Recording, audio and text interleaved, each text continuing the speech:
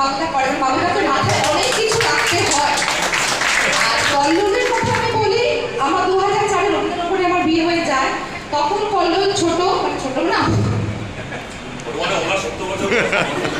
যাই হোক, তো কল্লোলের যেটা ব্যাপার, কল্লোল তখনও যেরকম সহজাত ছিল, পিকনিক যাওয়া, মজা করা, হই হই করা, এখনো কল্লোল পৌরপিতা হয়ে যাওয়ার পরেও মানে অনেকে মনে করে পৌরপিতা হয়ে গেছি, বিশাল ব্যাপার, কিন্তু কল্লোলের সেই সহজাতটাই এখনো স্টিল নাও রয়েছে।